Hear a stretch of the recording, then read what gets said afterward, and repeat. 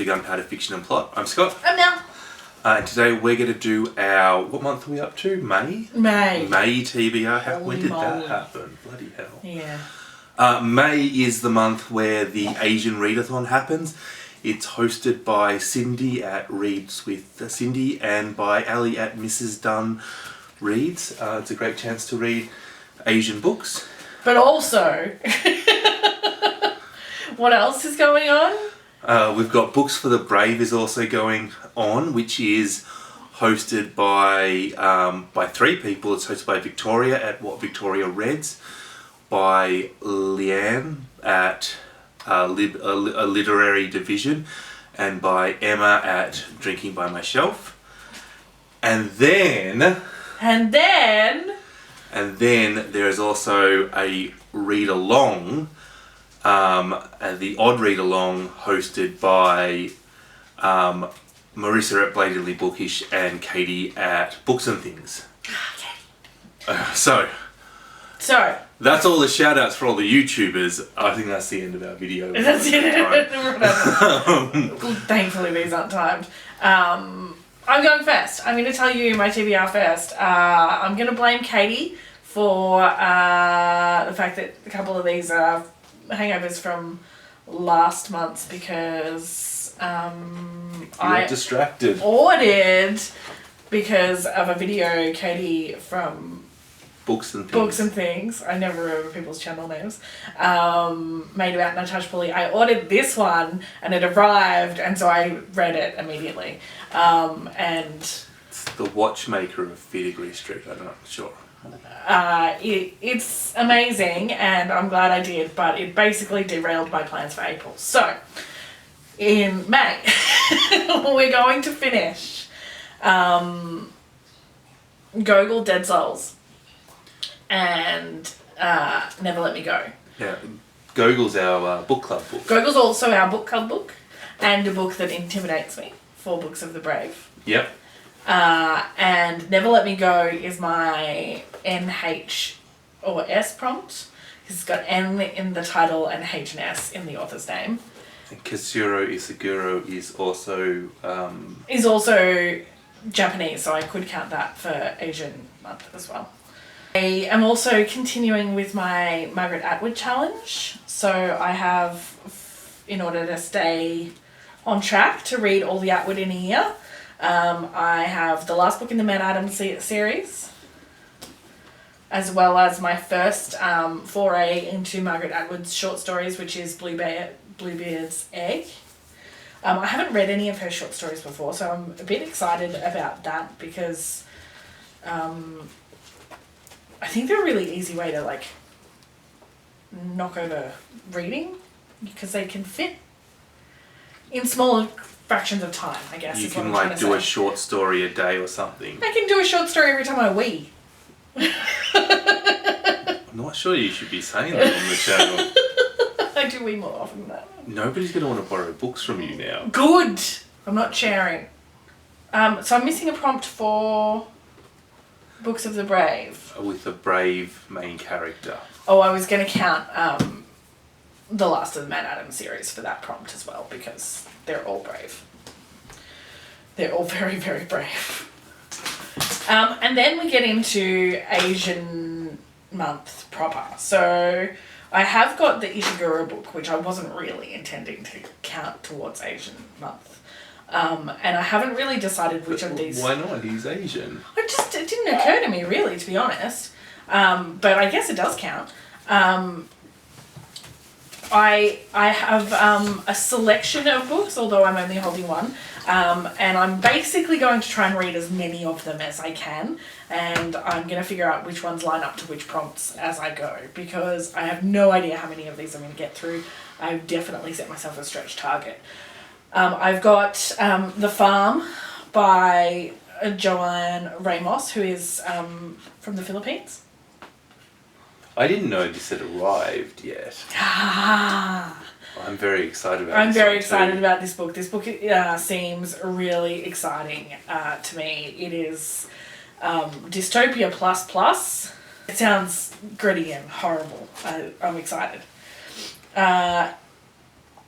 it is about like factory farming people, essentially, isn't it? Like, Yeah, that's what I understand it to be yeah. So this is definitely it comes with rave reviews, and I'm excited to rip into that.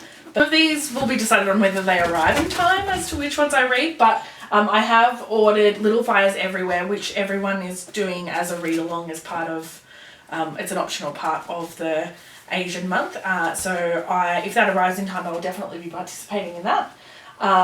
And then I've also ordered Kim Ji-young, born in 1982, which is a book by Korean author Cho Nam-ju. I don't know a lot about this other than it's about a woman's place, really, and gender norms in Korea. So that to me is very interesting. I've got another Korean book which is called The Hen Who Dreamed She Could Fly, which I think is a bit more of a fable style book. It looks very short, very It's easy a retelling of a fable. It's a retelling, is it? And it's about a chicken who doesn't want to lay eggs for I don't know if the farmer is even a character in it. It's from the perspective of the chicken. So I'm excited to read that because that looks to me like a sort of a historical glimpse as well as it looks like a good cultural insight, I guess, for this sort of readathon. I'm excited. And then the last one I've got is How We Disappeared, which has been longlisted for the Women's Fiction Prize, and is probably the most ambitious book. It is the story of two survivors of China's invasion of Singapore, and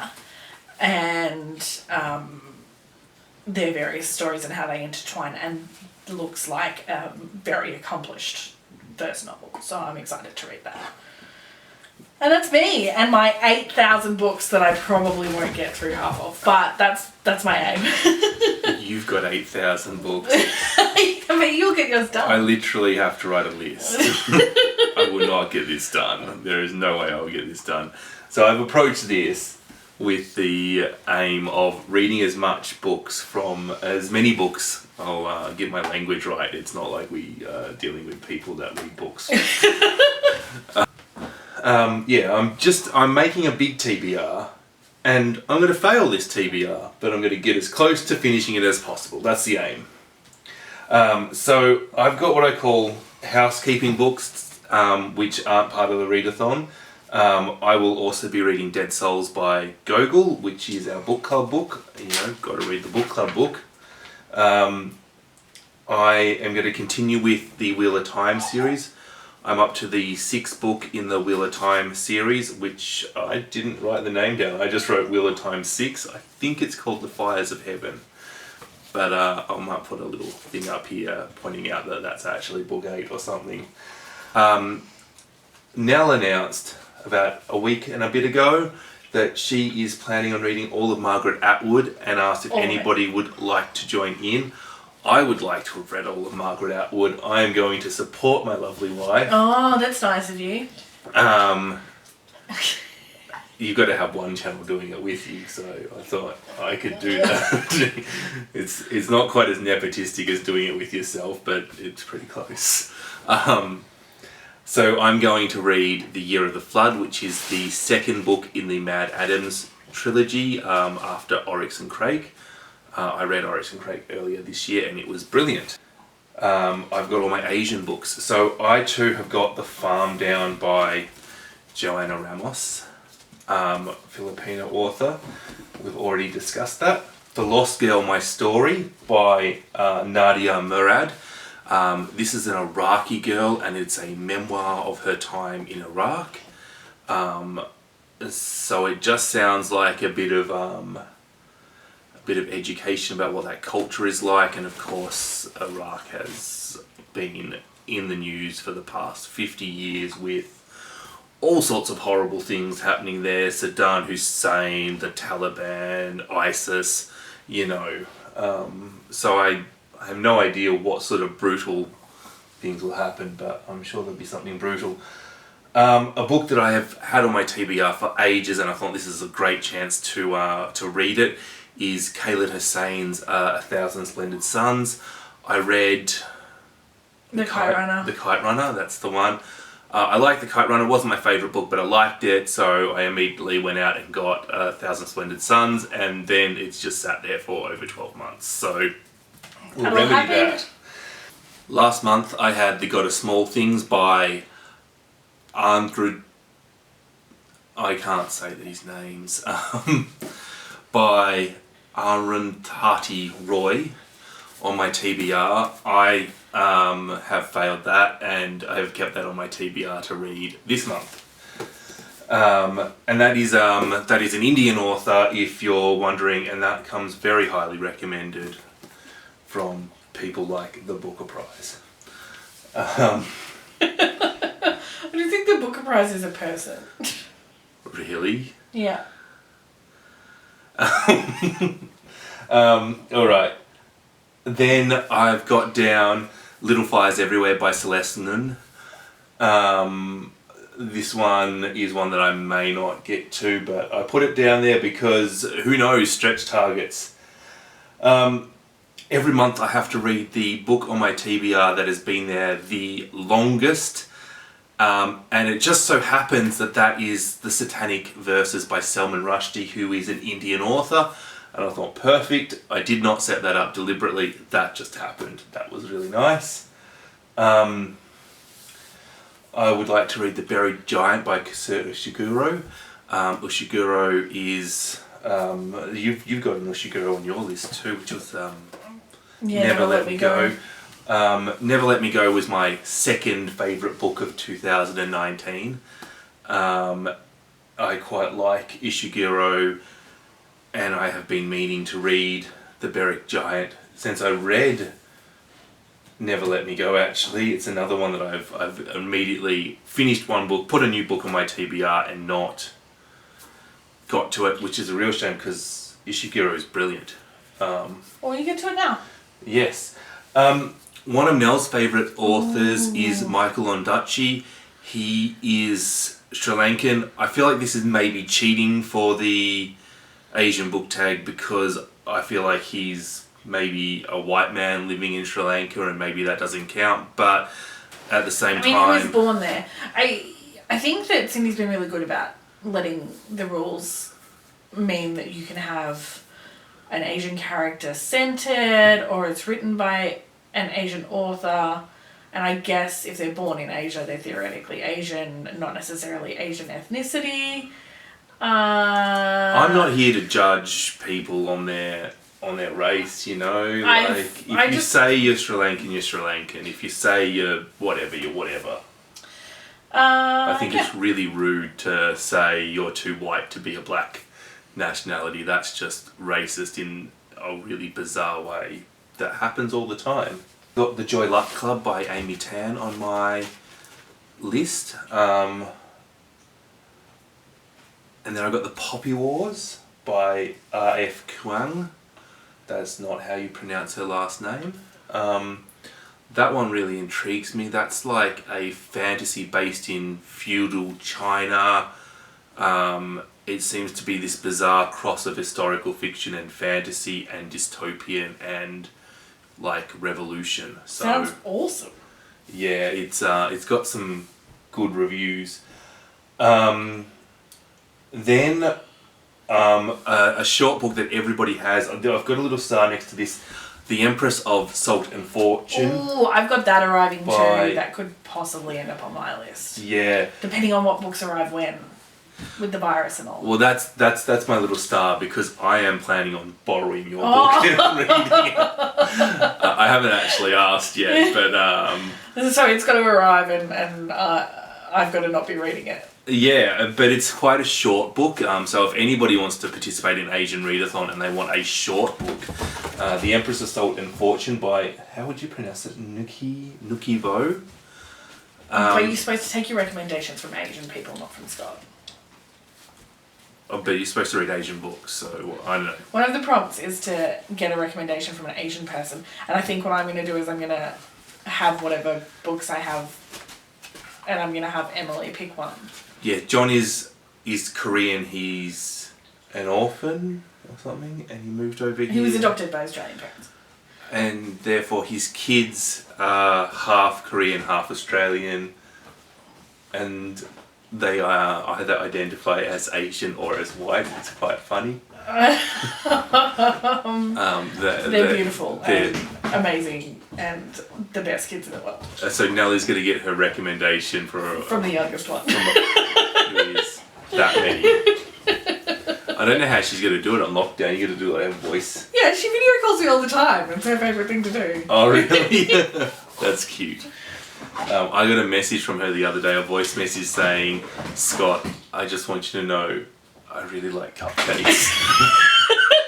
She can't type, but she's figured out that our faces on Messenger, she matches the photos to who she knows who she's talking to, and she's figured out how to use the memo button. At 4, jeepers. Yeah. So I didn't mention that The Empress of Golden Fortune, I can't pronounce her name again, but that is a Vietnamese book. So that, what's really good for me is one of my goals is to read more. Yeah, I was going to say this at the end. How many countries do you get? Well, I've got the Philippines, I've got Vietnam, I've got Iraq, The Sailor Who Fell from Grace from the Sea by Yuki Mishima. Maybe by the end of this readathon we'll be able to pronounce some Asian names. I don't. I'm just so white. This is a Japanese classic. And it's a very short book. And yay for the short ones. I thought, you know what? Let's just crowbar another one in because it's short. And then I got very excited by Nelle. So good. Not only, like, how good is this cover? It's a really beautiful book. That is a beautiful cover. That is an awesome cover. I've seen a few people review this on BookTube, and basically people seem to get happy when they talk about this book. Like, the actual discussion of this book makes people smile. What a recommendation is that? Like, just ignore what their words are, find a review of it, mute it, and look at their face as they're talking about it. They just smile. Yeah, everyone lights up. I'm counting it as Asian Readathon because the main character in it... The main character? One of the main One of the main characters is a Japanese detective. That's an interesting interpretation of I don't know. people's explanation of the plot. But he's Japanese. A watchmaker. He's a Japanese watchmaker. He's a watchmaker. And finally, the last book on my TBR is from the Odd Readalong, and that is The Odd Woman by... Which I forgot to add to my epic TBR that I'm not reading all of. This one's actually really good because it's on Project Gutenberg, it's on LibriVox, so... Yeah, I'm going to whip out my tablet and read it on that. Yeah, so get it for free. So I really wanted to read some George Gissing this year. I was going to read New Grub Street, but when they came out with... I've actually only heard of this book, of George Gissing, but I have heard of this book on several occasions. I feel like your sister, Robin, was talking about it, but maybe that is some kind of hallucination I had. I think that's relatively unlikely. But someone we know is definitely talking about it. Maybe it wasn't Robin. Maybe it was someone else. Yeah. Well, yeah, I'm quite looking forward to reading that. Gissing is one of the authors that I wanted to add to my... I wanted to try them out this year. Yeah. Somebody that I like, and I can't remember who it was, did a review of them and said that they were kind of like hardy, but a bit more bleaker, and that's just exactly the sort of book porn that I... It's right up Scott's alley. Yeah, that... I'm really interested in the role of women in general. So this seems like a thing. Yeah. Now, the last thing I want to discuss is the Books for the Brave video. So this is a great little charity that a lot of the UK booktubers will be doing, I assume, because it's about the NHS there. Workers, yeah. Now, I haven't discussed any books for it yet, and that's because the whole point of this is that you read books that are already on your TBR and you donate money to a charity that helps the NHS.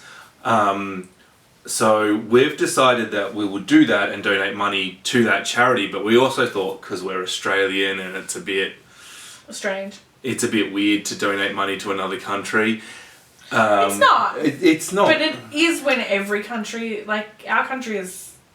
Yeah, our country is under just as much stress. Yeah. It's not like when a country is flooded or has a natural disaster and you donate for that. Everyone is in struggle straight. Yeah, and look, I know people living in the UK, I don't want them to die of coronavirus. Yeah, totally. And I totally want their nurses to be taken care of. Yeah, but what we're going to do, so we're going to donate money to the NHS charity, and we're going to donate money to a charity in Australia that helps with victims of domestic violence. Yeah.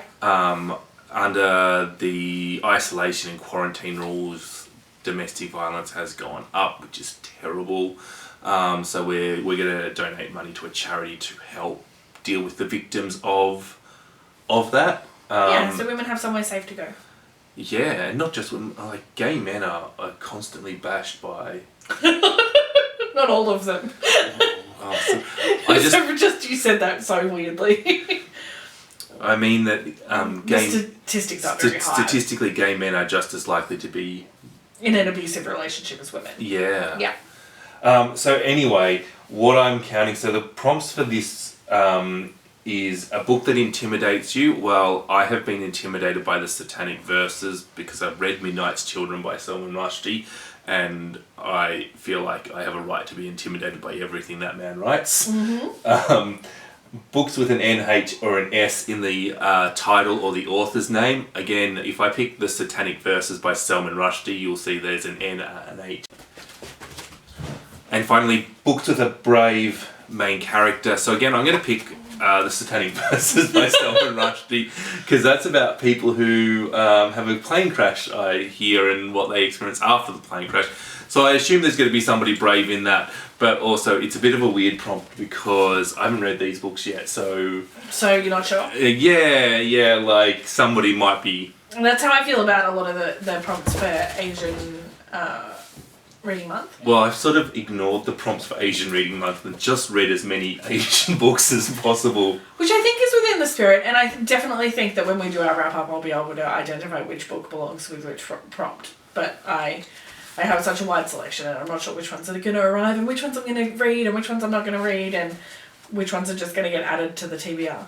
But I am pleased that I have taken this opportunity to acquire more books by Asian authors, because that means that they will get read. Regardless of how many I get through in May, I will eventually read all of them. Well, and they give me 5 new countries, so... You got 5? Yeah, if I read all of the ones on my list, I get 5 new countries. That's heaps. Well, yeah, I was surprised. I went through every book I owned and could read, and surprisingly, this was not the entire list of Asian authors. I very much wanted to read a Murakami book. I wanted to read IQ 84, but this is a crazy list, though. There's no way you're getting through all of this. But like I cut it down, is what I'm saying. And there's so many good Asian authors, and I wasn't aware of how many I had, and I was able to find more that I didn't have. And I think that's the other thing, like not just reading from different perspectives, but being aware when you're reading from a different perspective. Yeah, well, I've been trying to read more women authors this year, and what I've found is once I get into an author, I read a lot more of that author, so for example, I'm getting into Agatha Christie, and I'm reading a lot more Agatha Christie, and once you actually, and Agatha Christie was on my TBR, but Like, so were 98,000 other books. Yeah. you know. So it's like once you expose yourself to it, you sort of, it's a new rabbit hole to fall down, and Yeah. and that rabbit hole is Asian, or is whatever you are falling down. Yeah. I think that's all the books. There's so many books. So many books. Well, we hope that this isn't too long, because I think we mentioned almost close to 30 books. So There's a lot. There's a lot this month. There's So a we'll lot. see how we go for May. Let us know what readathons and readalongs you're participating in and what you're reading. Sorry, have you read any of these books? Yes, tell us what you think. What do you think of them? Yeah. Yeah, I am always happy to do buddy reads. So anyone who's reading anything on my list, please hit us up on Instagram. Yes, please. Yeah. Ditto. All right. We've been Gunpowder Fiction and Plot. We're signing off, and remember, ideas are more powerful. They're more powerful than 18 book TBRs. I don't know if that's my number. I reckon it's not. I Oh. reckon it's more. You reckon it's 22? Yeah.